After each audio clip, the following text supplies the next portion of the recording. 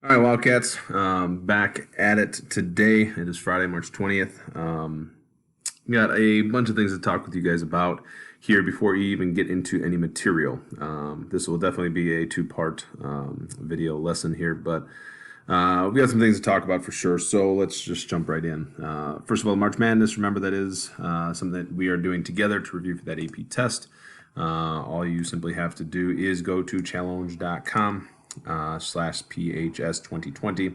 I can see there's already some individuals who have put in their predictions. Should just be a fun opportunity for you to review. Again, everything is online for you, including a bracket, but also the definitions and explanations of what each of these psychologists gave to us in terms of psychological theory. So, once again, they're just a fun way to review for the AP test. More on the AP test here in a second. We also have a new announcement coming from Mr. Stevens today. I think Mr. Purdom and a couple of other individuals have put together a Spirit Week for next week. Seems like it's going to be a lot of fun. Obviously, Spirit Week that is going to be virtual in terms of how we do it, but this is going to be blasted out through Mr. Stevens' Twitter handle. And so you can see Monday is going to be a sports day, Tuesday's Roar Day, so animal print stuff. Wednesday is Wacky Snack Wednesday. Wacky Snacky Wednesday. Really, really, really witty there. Thursday is Thankful Thursday. Friday is Green and White Friday. The idea here is that you dress up, snap a picture since we're all stuck in our houses. Make sure you use the hashtag down here at the bottom, PHS Spirit 2020. Sounds like there's going to be some prizes that are going to be handed out when we get back to school. So, again, fun way just to break up the monotony of staying in the house all day and looking to also create a little bit of community there. So it's a good thing. If you don't have Twitter, obviously, or Instagram or whatever, that's fine. You don't have to participate, but fun way to see how we're all kind of in it together. So you'll see I don't post much, and me and my participation in Spirit Weeks has been fairly minimal in years past, but you'll see me snapping pictures of the kids and myself and my wife and the dumb dog too. We'll be doing plenty of that. So yeah, just again, fun way to be able to stay involved. Okay, so let's have the conversation about the AP test. Where to start? So the AP College Board released some information for us as teachers here. The information that was released is going to specifically discuss for you guys this year's AP test. So I understand they have sent out a survey, and some of you may have completed it, some of you may have not. And the College Board is going to be conducting the AP tests in 2020. The thing is, how this is going to be conducted is there's going to be a 45-minute online exam that will be taken at home. Okay.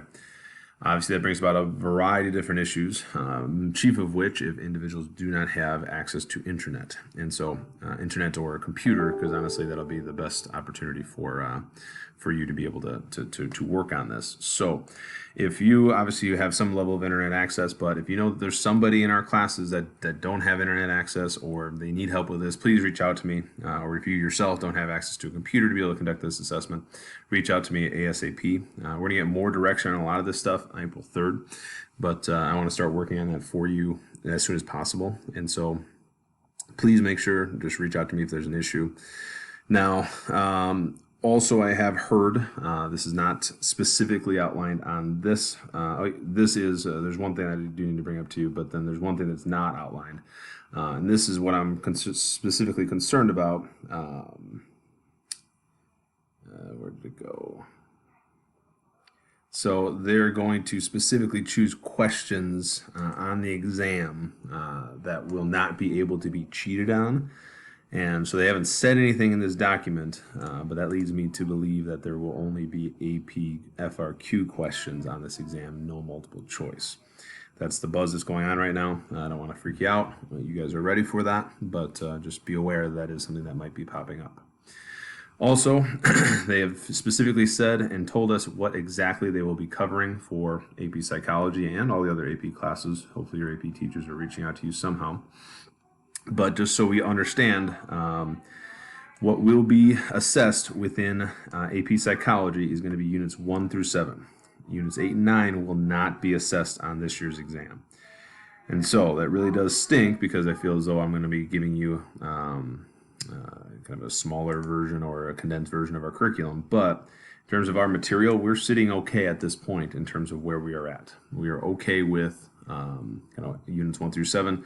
We are currently in the midst of Unit 7 right now, and we're in the latter third of it, if you will, since we're covering Chapter 14.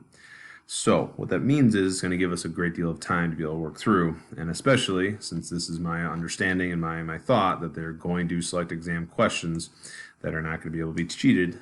I think there's going to be an FRQ element that is really the only element of the assessment. So just so you guys understand, that's where I'm at. I think you guys know me. I'm open, and I'm going to be honest with you guys about what I hear and what I know. Everything could change. They have told us specifically on April 3rd they're going to give us a bunch more information. But that is going to be my understanding, and that is going to be how I'm going to be moving forward with you in preparation. Remember, even if it's FRQ questions, it all comes down to knowing the content, knowing the vocab. If you know the vocab, we're good to go. Okay? So don't worry too much about that. But yeah, we need to make sure we adjust. So let's go ahead then talk about material then for today.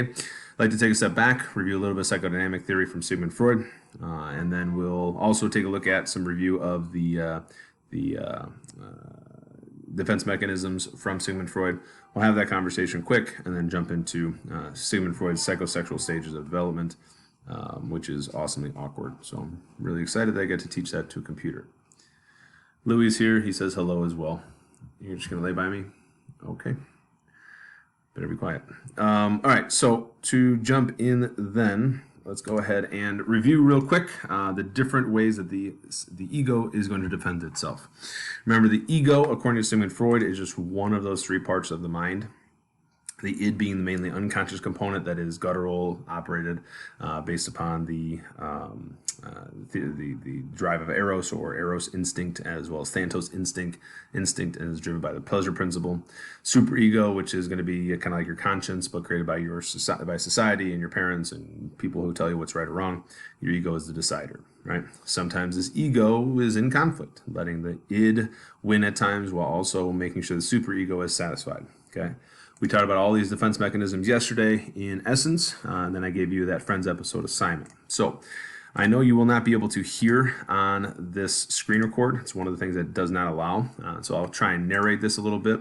But from yesterday's case study analysis, if you will, what you'll notice is in this portion of the scene, Ross is in the middle of talking to Joey about the fact that Ross is to give this big speech at the museum that he works at. Right now, without even having any kind of volume, you can see that once Joey asks Ross how he feels, you can see his response. Hi, Ross. Are you nervous about your speech? No. Ross giggles and then says, "Ha, no." Right? In that moment, it is clear that Ross, looking at his body language, looking at everything that's about him, and also just knowing the situation that he is in, it's clear that Ross is nervous. He is concerned. He's anxious about this speech. But his ego is in that moment defending itself. He's trying to make sure that he's not portraying his nervousness, and so his immediate reaction is to laugh. That is a prime example of Sigmund Freud's self-defense mechanism or ego defense mechanism of reaction formation. In that moment, Ross is forming his reaction to the situation, trying to deflect a little bit of that nerves and anxiety, at least publicly, to make himself feel a little bit better. Another example here is this. So in the portion of the episode here, Ross is frustrated. He's upset. I know you can't hear, but at this point, he is yelling at Rachel, his girlfriend. This is a perfect example. He's frustrated at a situation that he can't control due to the fact that everyone's late and nobody is moving. And now he is taking out that aggression on his girlfriend. Clearly something that is not socially acceptable. This isn't okay. And so this would be a perfect example of displacement according to Sigmund Freud. The third one I have, I think. Yes, this is a perfect example of Sigmund Freud. I know once again you cannot hear any of this, but this is Sigmund Freud's theory of regression. Here Joey is acting like a child because of the fact that he's mad of the situation dealing with the stealing of the seat by Ross or by Chandler or whatever else, right? Again, acting like a child and acting very childish. That's covering up the ego and defending it from some of the insult that has been applied to it. So, just three examples. This episode is chock full of them. It is clear that the writers of Friends decided that they were going to use some of Sigmund Freud's material in that section just to try and make things a little bit more funny. So those are all the defense mechanisms to Sigmund Freud. So what I'd like to get into now then is the last component of Sigmund Freud's theory of personality. And that is Sigmund Freud's theory of the psychosexual stages of development. Now, the crying baby is up there for a reason.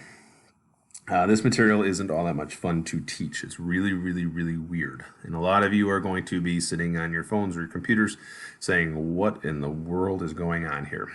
This, number one, for psychology, this was groundbreaking, and for the world as well. Sigmund Freud is the individual and persona that he is, in part because of this theory. Now, for us being much more rational about the things that we take in terms of scientific theory, this is much less than that.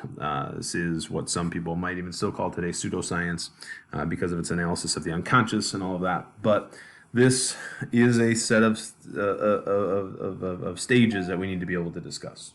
Okay, so to jump into the theory, and looking at my time, I got about 3.5 minutes left before this video ends. So this again will be broken up into 2 parts. So according to Sigmund Freud, he did believe that our personality is going to be formed during the first few years of your life. He believed that as we pass through these psychosexual stages of development, we are going to develop who we are, as well as some of the quirks to our personality, or even just our behaviors that we might have. Right? We've talked in the past about the idea that we have these these quirks to us. Some people bite their nails. This is a very Sigmund Freud theory. The idea that an oral fixation is causing us to want to bite our nails when we're nervous, or chew gum, or chew a pencil, or whatever else it might be. Right?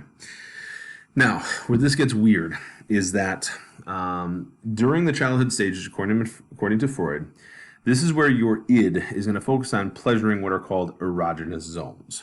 Yes, those are sexual zones, and that does mean, according to Freud, children are going to seek sexual gratification around certain areas of the body.